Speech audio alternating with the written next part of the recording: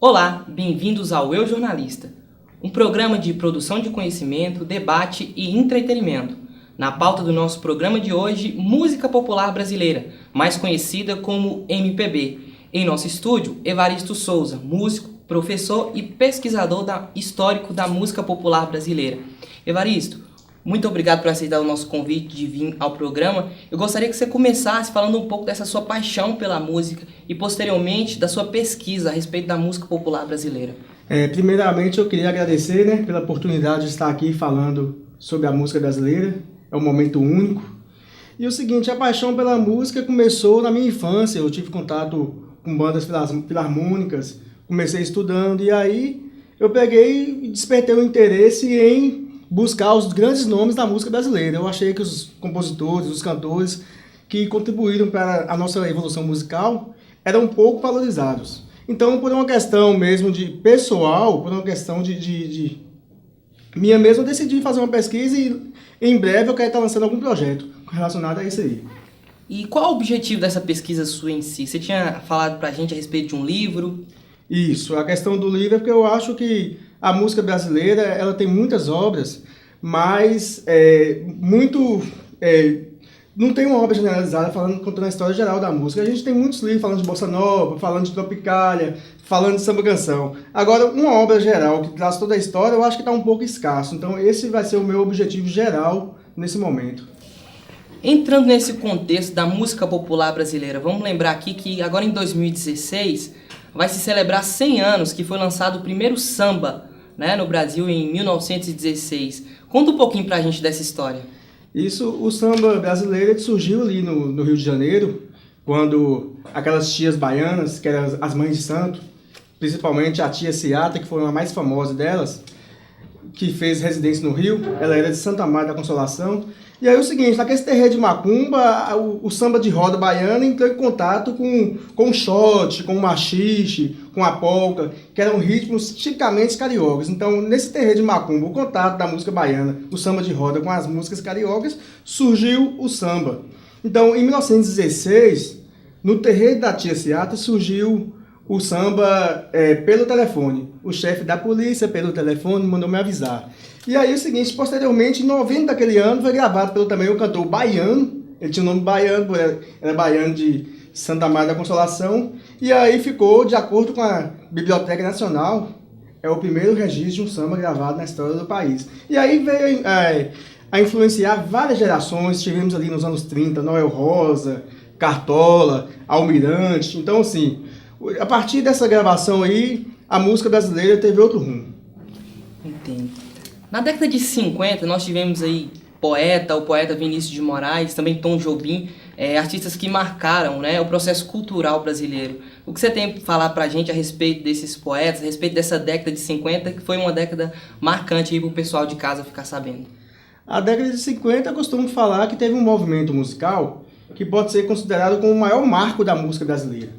Na década de 50, aquela juventude, aquela adolescência, estava cansado de ouvir samba, ouvir bolero, samba canção, chorinho, valsa. Então eles queriam uma música diferente, uma música mais sofisticada, uma música mais acadêmica, uma música mais intelectual. Então, nesse contexto, o pianista Tom Jobim, até então desconhecido, Antônio Carlos Jobim, começou a aperfeiçoar a música brasileira sob influência do jazz, o jazz americano, sob influência do jazz, ele pegou e começou a aperfeiçoar harmonicamente a música brasileira.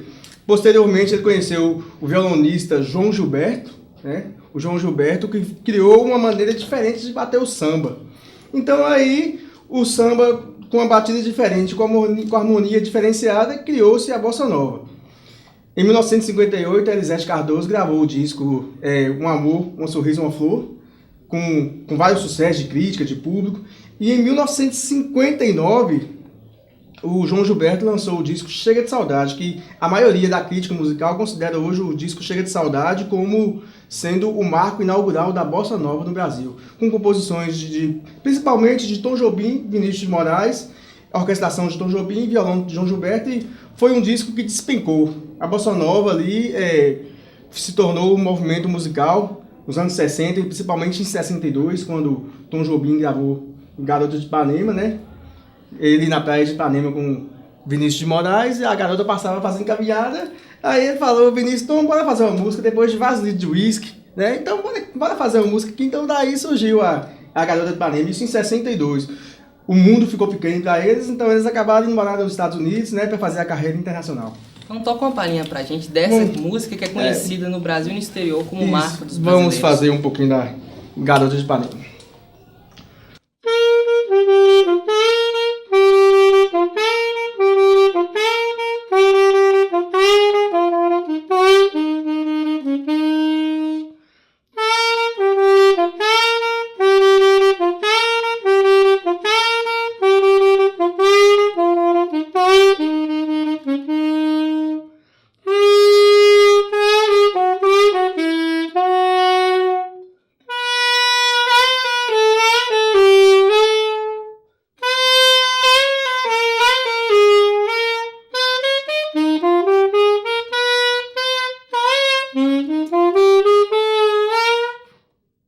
A música popular brasileira, por ter sido feita por Tom Jobim e Vinícius de Moraes, a gente sabe que essa música foi regravada por vários músicos, mas em 60 a gente teve ali movimentos importantíssimos, como por exemplo Tropicália, Jovem Guarda. Fala pra gente um pouco a respeito desse movimento com mais profundidade.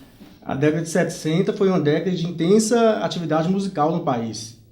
Com a ditadura militar, o regime de 64, acabou que a música brasileira se tornou uma espécie de resistência política ao regime. O pessoal não podia escrever, então através de músicas com letras ali de duplos sentidos, virou uma espécie de resistência à ditadura. Então, nesse sentido, e além disso, o tropicalismo, eles queriam universar a linguagem da música brasileira. Então, assim, essa geração de músicos são todos frutos da bossa nova. E aí o seguinte, aquela geração de Caetano Veloso, Gilberto Gil, Gal Costa, criou o tropicalismo sob a influência do rock americano, do pop e da guitarra elétrica, aquela coisa toda. Não poderíamos deixar de se falar também da Jovem Guarda, que a Jovem Guarda foi um movimento capitaneado por Roberto Carlos, Erasmo, Vanderlei, e que a Jovem Guarda, além de um estilo musical, foi uma maneira de ser, um modo de agir, uma maneira de vestir. Quem não se lembra das festas de Jovem Guarda, aquelas roupas típicas, aquele jeito rebelde de ser, extravagante. Então isso aí marcou, de fato, essa década de 60. Temos também um movimento muito importante que foi a MPB. Em 1966 foi organizado o Festival da Música Popular Brasileira, que o Chico Buarque de Holanda foi o vencedor com a música A Banda, e aí o termo MPB de fato passou a ser usado em 1966 com o festival. Entendi. A gente tem acompanhado agora na atualidade estouros de músicas, por exemplo, como do gênero sertanejo, o funk e de outros vários gêneros da música brasileira em si. Como você analisa o atual momento da música brasileira em comparação àquilo que você estudou na sua pesquisa? A música brasileira, a MPB desenvolveu muito na década de 60, 70, a partir de 80 já começou a surgir no rock nacional e no final da década de 80 o sertanejo começou a despontar. O sertanejo raiz teve o apogeu nos anos 90 e a partir dos anos 2000 surgiu o sertanejo universitário que hoje virou sucesso nacional. O sertanejo hoje, se a gente olhar, é o estilo musical tocado nas rádios de todo o país. Eu costumo falar que a música brasileira hoje está mais eclética. Hoje tem estilo musical para todo tipo de gosto. Temos o funk, temos o sertanejo, temos o arrocha, temos o axé, temos ainda a MPB, embora tenha uma menos intensa gravação desse estilo hoje, mas temos. Hoje, eu acho que os estilos musicais hoje no Brasil vivem uma espécie de harmonia. Tem para todo tipo de gosto. Em contrapartida, a questão da MPB, vamos lembrar um pouquinho aqui daquela rixinha do Roberto Carlos, ali nos anos 80, anos 90, a rixinha do Roberto Carlos com o Tim Maia, né? O líder do soul. Conta pra gente um pouquinho dessa. O Tim Maia, ele montou em 1957 uma banda chamada Sputnik, que fazia parte o Roberto, o Erasmo. E aí o seguinte, foi uma banda, Roberto Carlos eram todos adolescentes, ele, o Erasmo, o Tim Maia. E aí o Tim Maia, posteriormente, em 59, ele foi morar nos Estados Unidos. Deixou o Roberto Carlos aqui cantando em barzinho, na boate, na noite. E aí o seguinte, o Tim Maia sempre teve uma vida extravagante, a gente sabe. Em 63 ele foi pego com drogas e roubo nos Estados Unidos e foi deportado para o Brasil. E aí quando ele chegou no Brasil, o Roberto Carlos já era um cantor praticamente conhecido nacionalmente. E aí tem aquela história que, logicamente, o Roberto Carlos nega veemente, que dizem que por estímulo de Roberto Carlos, um assessor de Roberto, quando o Tim Maia passava por dificuldades financeiras, pegou uma nota, um dinheiro, dobrou e jogou nos pés de Tim Maia, insinuando que o Tim Maia não tinha dinheiro e o Roberto Carlos já era um cantor de sucesso. Logicamente, assim, o Tim Maia se foi em 98 sem comentar o assunto. O Roberto Carlos nega veemente. O filme tá aí pra todo mundo ver, né? Agora, assim, a questão é polêmica. Eu não quero entrar na polêmica, porque o Roberto Carlos é um grande cantor, o Tim Maia também é, eu adoro os dois, então polêmicas à parte, vamos ouvir as músicas. Em 60, nós tivemos o Vinícius de Moraes. 60 não, 50, nós tivemos o Vinícius de Moraes. Em 60, nós tivemos Noel Rosa. Em 70, nós tivemos... Quem nós tivemos em 70? Em 70, despontou na música brasileira Djavan, com a música Fábio Consumado, João Bosco, em parceria com Aldir Blanc, Toquinho, parceria com Vinícius de Moraes. Tivemos também vários compositores, a Maria Bethânia também começou a surgir em 70. Teve a ascensão do rock brasileiro. Isso, no final da década de 70. Tivemos também o cantor que nos deixou recentemente, Emílio Santiago, o Rei das Aquarelas. Então, assim, a década de 60 teve Peninha, que é um dos maiores compositores da história do Brasil também, recente, compositor de música romântica. Então, assim, a década de 70 continuou o ritmo de 60 e continuou aquela intensa produção musical. Nós tivemos aí 100 anos de música, né? Uma linha do tempo de 100 anos de música, na música popular brasileira em si. A gente também falou de outros gêneros. Mas qual a sua perspectiva com relação aos próximos 100 anos? O que você espera da nossa música brasileira? A música brasileira, a cada dia, ela tá caminhando por abrir mais os estilos. A cada dia aparecem estilos novos, né? A MPB, a tendência é perder espaço, aqueles estilos tradicionais, e vão surgir novos estilos, igual surgiu o arrocha, o funk. Então, assim, é difícil a gente fazer uma previsão, né, do que vai virar a música brasileira, porque, assim, em 1930, ninguém imaginava, quando tinha Noel Rosa, ninguém imaginava que iria vir o arrocha. Então, assim, a música brasileira, dificilmente a gente vai saber fazer uma previsão, mas a tendência vai ser a ascensão da música sertaneja e o MPB vai ficar sempre ali, escanteio. No Brasil hoje, quais bandas são consideradas pertencentes à música popular brasileira em si? Quais tipos de gêneros em si que são considerados música popular brasileira? A gente tem vários cantores remanescentes dessa época. O Caetano Veloso recentemente fez com Gilberto Gil o show Dois Amigos, 100 anos de música. Então a Gal Costa que continua em plena atividade. Então aquela geração da Tropicália ali, a maioria já estão em plena atividade hoje. Embora, igual eu tô falando, a música popular brasileira hoje está um pouco deixada de escanteio, mas os cantores continuam aí gravando, fazendo show, principalmente no exterior, onde a música popular brasileira é bem conhecida.